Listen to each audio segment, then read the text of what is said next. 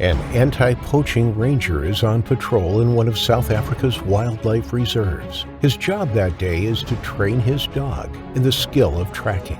As the two of them set off on foot, an old and starving male lion watches them intently.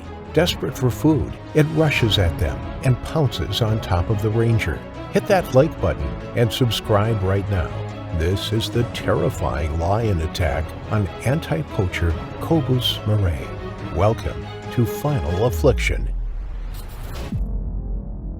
Pilanesburg National Park is a stronghold for both black and white rhinos in South Africa. It is situated in the Bojanala region, relatively near Johannesburg. Comprising an area of 550 square kilometers, it is the fourth largest park in South Africa and is home to a huge and diverse array of wildlife.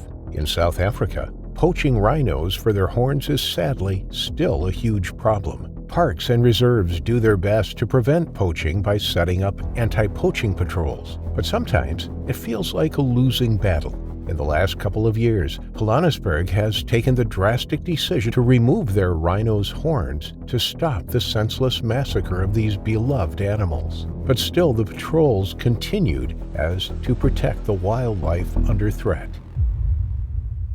One of the rangers involved in the anti-poaching patrol was Kobus Marais. He was a veteran in the park, having served the rhinos for more than 12 years. He was experienced and knowledgeable. He was part of the canine unit which used dogs to sniff out trails left by poachers or particular animals if they needed to track either of them. His dog, Hailey, was a Belgian Malinois. She was as faithful to him as he was to her, and training her regularly was part of Kobus's routine. His wife, Charlotte, was a representative of Copenhagen Zoo living in South Africa with Kobus. The Danish zoo sponsored and paid for the training and use of dogs to support the rangers on their patrols. Kobus's and Charlotte's last dog, Dexter, was also part of the program but died unexpectedly 5 years before. Hailey was stepping into some very big paws. Kobus was seen as one of the senior rangers and often trained new recruits to be the best they could be. He knew that education was a big part of rhino conservation and would take Hailey with him to schools and tell them about the work they did together and the importance of preserving South Africa's wildlife. On February 6, 2021, Kobus and Hailey joined two rangers on the routine anti-poaching patrol. They drove along the perimeter fence, searching for any signs of forced entry or animals in distress. They bounced up and down in their seats as the vehicle rocked and lurched over the heavily rutted track. It was a Saturday morning before the rising sun burned intensely in the African sky. Nature was just waking up for the day, but for some, they had never slept. A predator lay concealed in the bushes. It could hear the vehicle approaching and remained still and silent. It was desperate. Thin and malnourished, this animal was very dangerous as it would take its chances at any easy meal.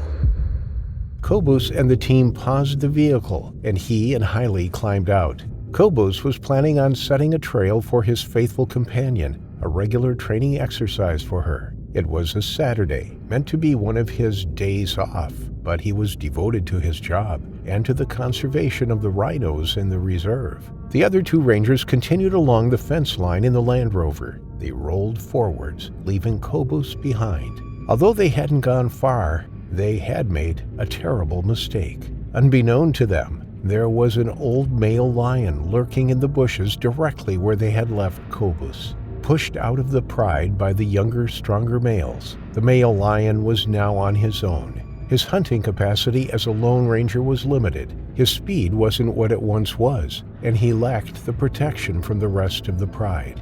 He watched Kobus and Hailey with glassy golden eyes, his battle-scarred snout twitching with their scent. He lay perfectly still amongst the undergrowth, hidden by the tall grass and scruffy brush. He was thin and hungry. The sound of the vehicle's engine petered out some way along to track.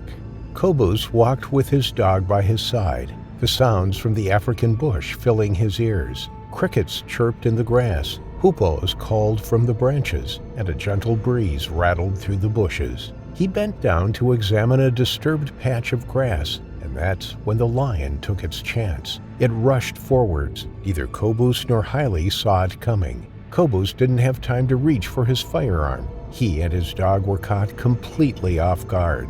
There was just a flash of brown, and Kobus felt the hit. The enormous paws of the male lion wrapped around his shoulders. Its jaws latched onto his head, and Kobus was knocked to the ground. He let out a yell and screamed for the lion to get off him. He could hardly see anything amongst the tussle. Flashes of beige and brown, glimpses of sharp white teeth, and a face full of fur. The ground beneath him was soft from recent rains. The spiky grass was lush and green. Kobus could feel the crushing sensation of the jaws. He could feel the ripping and tearing from the lion's claws across his torso. He grimaced as he tried desperately to push the lion off him, but its heavy body pinned him down. Momentarily, it released Kobus's head and bit him again and again.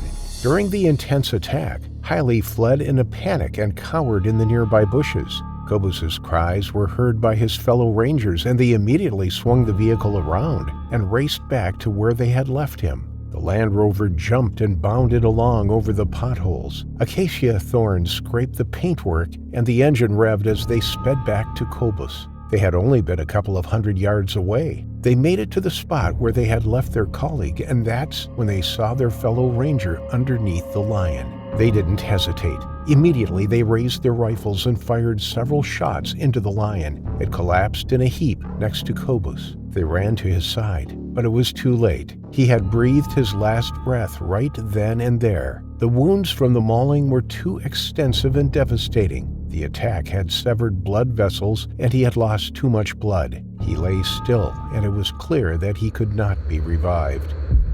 In a state of shock, the Rangers called in backup. Officers and rangers arrived on the scene, and the lion was taken away to Andersdeport Veterinary Institute in Chouanay for a necropsy to determine exactly why it had attacked Kobus. There were no signs of disease, but the lion was old and thought to be starving. Its attack on Kobus was a last-ditch attempt at survival. His dog Haile was found nearby underneath a tree, unharmed but clearly shaken from the attack. She was taken back to base. The park lost one of their own that day, two of their own if you include the lion. Kobus was a deeply compassionate man. He worked tirelessly to ensure the safety of the animals. He was a true warrior in the fight against poaching and the illegal trade in rhino horn. That year, in 2021, 451 rhinos were poached in South Africa. This had increased by 13% from the year before. Anti-poaching patrols made 189 arrests in 2021, of which only 61 were successfully convicted. The penalty for poaching or smuggling rhino horn can be as much as 35 years in prison. It is obvious that the work rangers and anti-poaching units do is vital for the species' survival. The incident was a tragic case of 46-year-old Kobus being in the wrong place at the wrong time. The fence he and his fellow rangers were searching along was supposed to keep lions out of that section. Even though that part of the park was known as the Big Five area, lions were cordoned off from the area Kobus was walking in. Somehow, it had made it through the fence in a desperate attempt to find food, leading to Kobus Marais' terrifying final affliction.